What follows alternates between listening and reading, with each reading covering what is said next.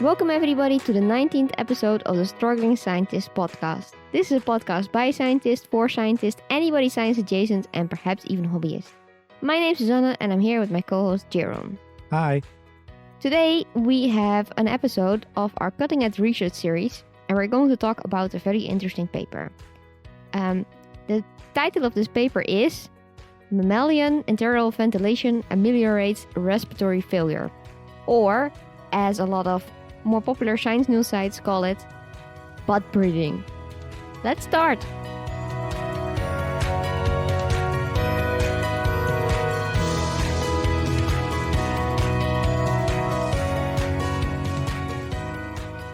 So, it has already been a while since we've seen this paper. This paper is from, when was it published, Jaron? That's a very good question, Susie. June. It was published in June. And we saw it coming by and we were intrigued, I guess. Well, you saw it coming by I and was immediately intrigued. Yes. Yeah. So as is sort of tradition in this Cutting Edge Research series, I was intrigued and I made Jaron read it. Yes, even though you're the gut person amongst us. I am not a good person. I have Out one of the paper. Two of us, you at least have evidence to suggest you are an expert in the gut. Yeah. Okay. But still, I made Jaron read it. But yes, so I read it. Yeah. Yep. And how do you feel now? I get with some of these papers, right? Like you read it, you have zero prior knowledge as to like why. For example, with like that paper about the plant scientist having a bias, and then you read the introduction, like, oh, that actually makes sense. Like, money, there's only certain amounts of money and people have a bias towards a certain plant. Okay. But this one, I was like reading it, it's like, who, why, how, why did we need this? And then they sort of make like a case for it. And then With like COVID, of course. yeah, but it's also, so like you're reading it, it doesn't really pop out. And then like I got all the way to the bottom of the thing and I was like, yeah, it's funded by the COVID-19 research. I was like, I sort of see it, but that's still not exactly the first place I would go when trying to deal with COVID-19 like at all. But okay, things work differently for other people, I guess. Yes, so we need butt breathing because of COVID. That's what I've gathered from this. Yeah, so their rationale is that there are only so many of these like with COVID-19, a lot of people suffer respiratory failure. Not only with COVID-19, but with severe forms of asthma and other types of breathing disorders as well. So there are only a certain amount of respiratory systems available to help these people. Sure, and they're all use the lungs, of course. Yes. So logically, to be honest. Yes. So it's known from like different animal species, non-mammal species like louches and corridoras, for example, that my favorite fish, to be honest. Yes. That they can also in periods of hypoxemia, like an environment with hypoxia or low O2, they can actually, well, let's just call it butt breathing. So they can actually repurpose their rectal area to take up more oxygen to sort of serve as a backup system to get oxygen in, essentially, because they have a very thin layer, a thin mucosal layer at their rectum. So sort of the O2 can diffuse easily in through to the lumen and get oxygenated blood like that. So apparently it's already these kinds of studies have already been performed since like the 1950s and onwards. Oh. So we've been busy with this apparently for a while. Okay. And these researchers wanted to use this EVA, I am reading the abstract here, the enteral ventilation via anus. Yeah. To help? Yes. To see, well, they wanted to see if it was really possible in mammals. So they use mice, rats, and pigs for this, but it's also dependent on which version of enteral ventilation via anus. But let's just call it butt breathing, please. Let's call it for what it is, the layman term.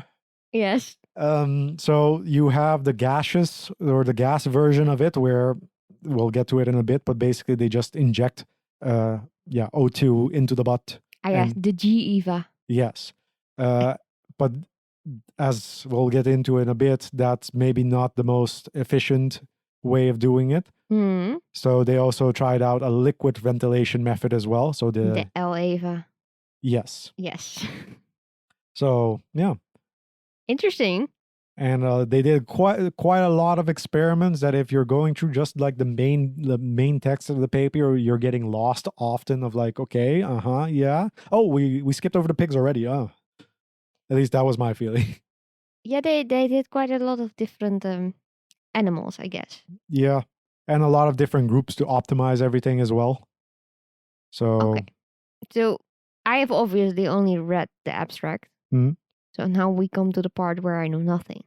Yeah. Tell me, what were their results? So first they tried looking at so if you go to, for example, their figure 1, you'll see exactly how they do sort of this. They started out with like the gas, the GE. I don't like the pictures. No, there's a butt there, a mouse butt, A mouse butt with clear illustration of this is the anus and this is the brush. Oh, so yeah. for the gas to actually for the gas butt breathing way to actually happen in mammals, they need to do some sort of abrasion to the fin mucosal layer to actually allow it to happen. Otherwise, it's basically it's not going to happen. Okay.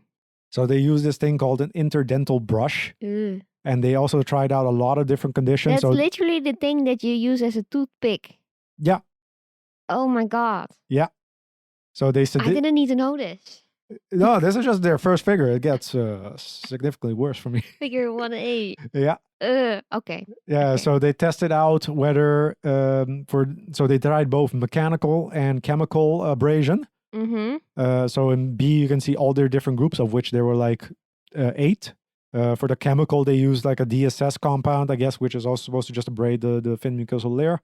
And for the mechanical, they used this brush, and they did a mild, moderate, and a severe abrasion using a brush. I'm not really sure. I guess they just flip it around in the anus. Yes. Scrape, scrape, scrape. Yeah, wow. the scientific terms here. So yeah. So after this, and then they tried out this gas version of butt breathing. Yeah, okay, where they just pumped gas into the butt. Yes. Okay. And there you can see that the moderate mechanical abrasion with the brush had like a significant improvement in oxygen pressure. That's what they measured to see if the oxygen actually got through. Okay, compared to the control. Yes. Yeah, I see it. Yes. Yeah. So yeah, there's that. Okay. And they also perform survival experiments. So they give these mice hypoxia, right? They don't give them enough oxygen, and then they give them oxygen via the butt, and then they see if these mice survive. Basically, they have a survival rate. Yes. Yeah. So you see a survival curve in figure E. Mm-hmm. And there you can see like the control mice that didn't really receive anything, they sort of die out pretty quickly, like in the first 10 minutes or so. So not great. Not great, no. The mice that received this sort of gas O2 in the butt but did not receive any abrasion, they survive like 3 times longer, but they still end up dying. Mm-hmm. But the mice that received the gas and the abrasion, they just continue living. Like 75% of them survive. Yes, which is that's great improvement, I guess. Yeah, that's a life and death difference. Yeah. Yes. So yeah, you can really see, they also get the posterior intestine out of these mice and also stain them, and you can really see like in figure C, for example, the normal posterior intestine non-abraded, if you will, sort of a sham condition, I guess. Okay, question. Yeah. I see the mice there, that I understand, but what is the fish doing there? Well, I guess that's just the louch, right? That they're showing what its intestine looks like. Oh, because the louch already does that. Yeah. Oh, yeah, okay. So yeah, they split it. They segment the different things, so you can see like the anterior intestine, the middle intestine, the posterior intestine, and then they sort of show you the mouse's intestine non-abraded and abraded, and you can really see that the abraded looks unhappy. Mm-hmm. And yeah, and like the stainings as well, you can see like the difference between like what the posterior intestine looks like when it's happy and abraded a little bit, like really scraped off. Well, I believe them that they did a good job at the abrasion. Yes, by virtue of the mice surviving, I think something must have happened. So yeah, already survival in terms of survival, you can clearly see that. They also measured the oxygen in the blood, and it was different. But they also measure stuff like... Oh, they measured the oxygen in the blood. Yeah. Yeah. Okay. Yes. Good. Yes. The partial pressure of the oxygen as well, like in the inferior vena cava. They see that that's significantly different with the mice that got the abrasion and the gas compared to the control groups. They also measure pH to see if something happened differently there, but nothing differently happened. CO2 also wasn't significantly different. Do they also look at anything like recovery of these mice?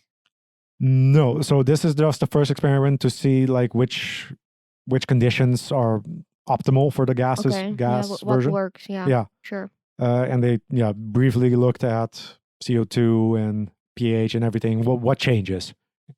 Okay. So this all seems to work, but then so this is sort of the hard pivot. It's like, okay, this works, but it's not really feasible in the clinic, so we have to completely switch to the liquid version. Well, I mean, I get that they probably were doing either both things simultaneously, like to see something must work, or maybe it was always the plan to check out both things. I don't know. Yeah, I'm not sure. I mean, it doesn't seem that far-fetched. I mean, it doesn't seem fun.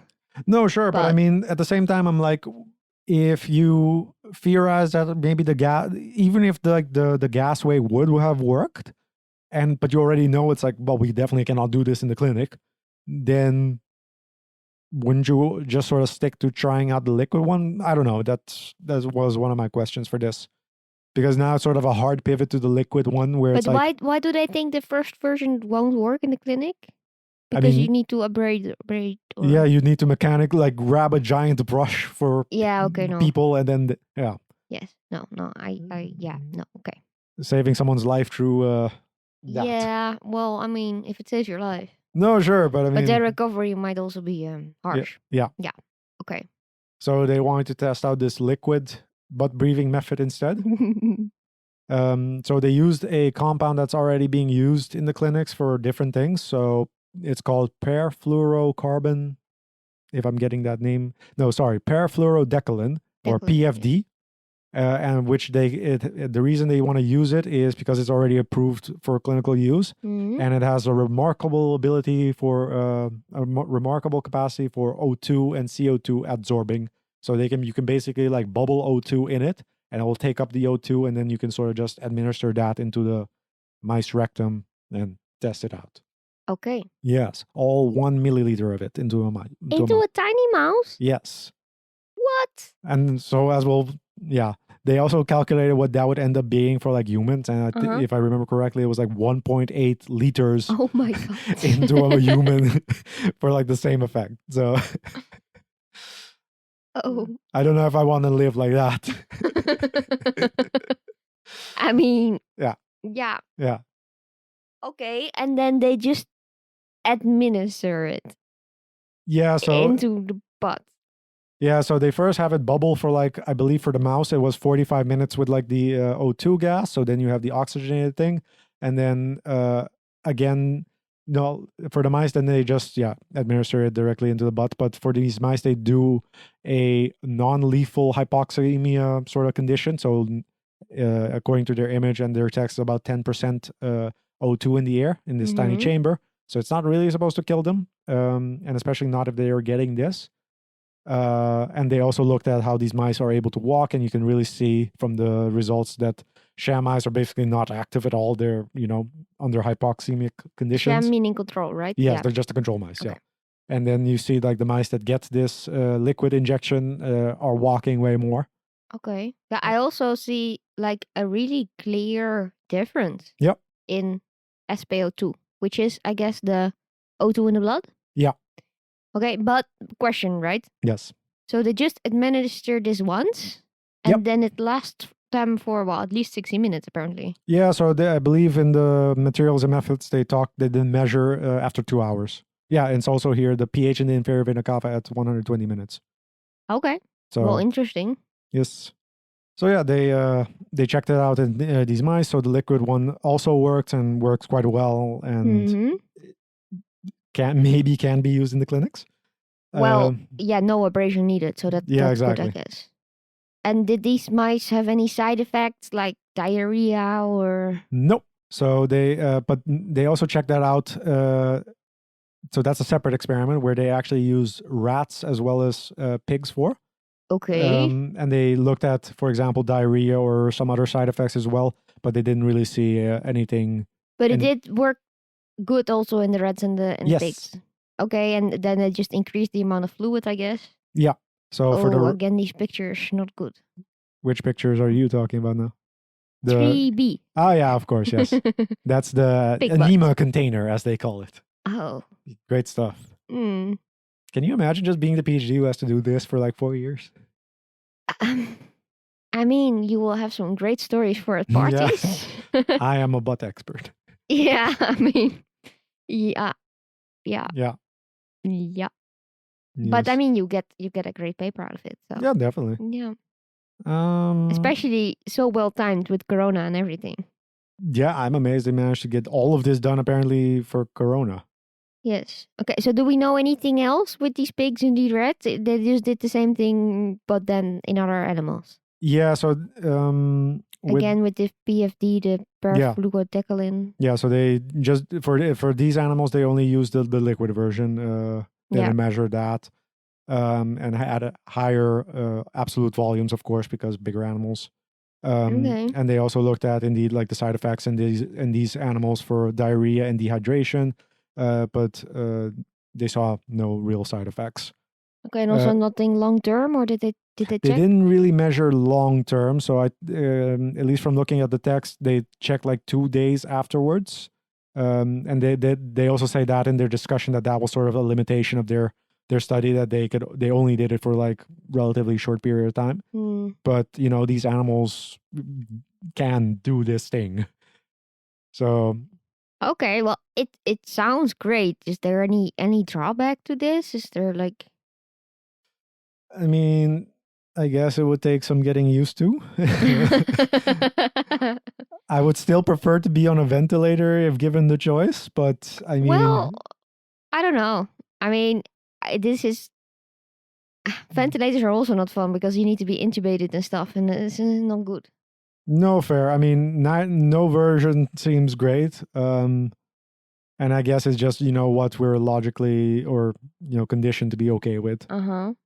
But there's no safety problems or side effect known yet. Well, from this one study, of course. Yeah, I mean, it's hard to say because the side effects, they didn't really measure any long-term things. Like they looked at the hematocrit levels, hemoglobin, platelets, leukocytes. Nothing was really different. Yeah, but I mean, if you can use this to keep a person alive, yeah. if their lungs are really failing, I mean, it's great. Yeah. Although I do wonder how long the one sort of administration of liquid O2 or liquid PFD really lasts, because now we sort of measure 2 hours and then check and back. can you replace it then, you know? Yeah. Do you need like every 2 hours another administration? Yeah. Yeah. So, but yeah, like it can be used for example, as they say in the discussion, bronchial asthma attacks, airway stenosis, neonatal asphyxia, and any acute respiratory failure. So it's not just restricted to just COVID people, obviously. So, yeah.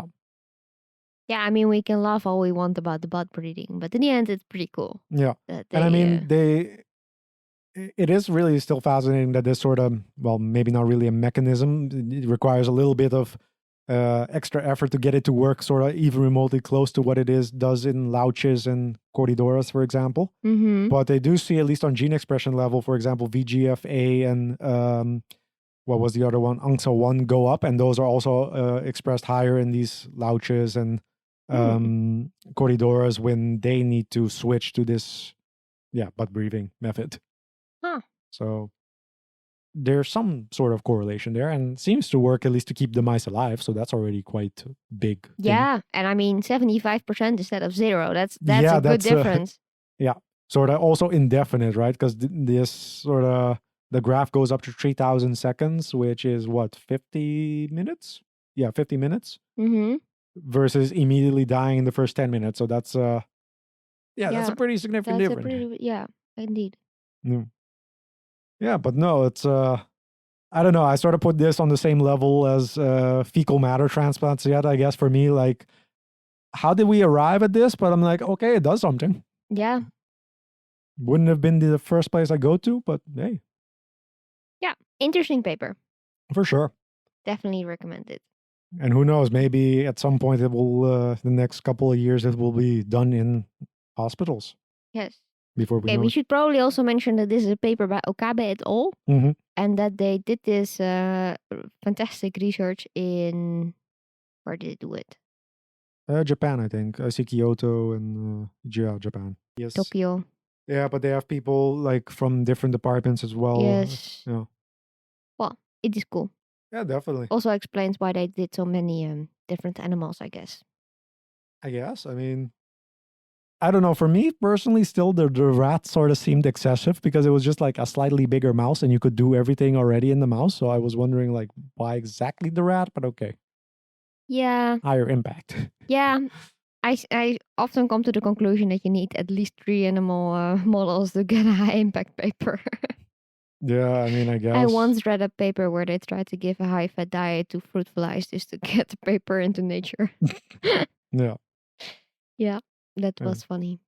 I did see somewhere here that they also had a video. I wonder. No, I didn't see. no, we're not. We're not watching the video. No, I'm vetoing this. Traumatized for life. It's like, Listen to this podcast and don't watch the video, please. There are 2 videos. Yeah, Supplemental. No. Brilliant. Okay. Well, thanks everybody for listening. If you have any question, you can reach out via our website, thestrugglingscientist.com, or via our email address, thestrugglingscientist@hotmail.com.